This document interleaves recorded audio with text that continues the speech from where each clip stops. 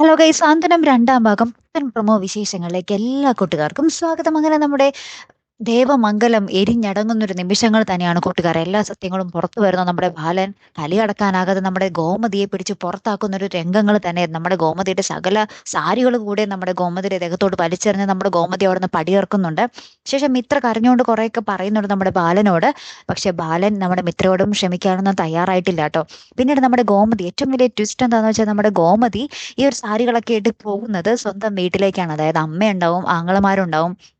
അപ്പൊ ഇവര് നമ്മുടെ ഗോമതിയെ കൃഷ്ണമംഗലത്തേക്ക് സ്വീകരിക്കുന്നുണ്ട്. അവിടെ നിലവിളക്കൊക്കെ എടുത്ത് ആരതിയൊക്കെ ഒഴിഞ്ഞ് നമ്മുടെ ഗോമതിയെ തിരികെ അവരുടെ വീട്ടിലേക്ക് കയറ്റുന്നുണ്ട് കേട്ടോ. പിന്നെ എന്തൊക്കെയായിരിക്കും സംഭവിക്കാൻ പോകുന്നത്? ഇവിടെയാണെങ്കിൽ പ്രശ്നങ്ങൾ അതിരൂക്ഷമായി മാറിക്കൊണ്ടിരിക്കുകയാണ്. നമ്മുടെ ആര്യൻ അച്ഛൻ്റെ അടുത്ത് കുറെ ചൂടാവുന്നുണ്ട്. നമ്മുടെ മിത്ര നമ്മുടെ മിഥുന്റെ കർണത്തിട്ടടിക്കുന്നുണ്ട്. അങ്ങനെ ഭയങ്കര സംഘർഷഭരിതമായ മുഹൂർത്തങ്ങൾ തന്നെയാട്ടോ കൂട്ടുകാരെ ആ ഒരു പ്രൊമോയിൽ നമുക്ക് കാണുവാൻ സാധിക്കുന്നത്.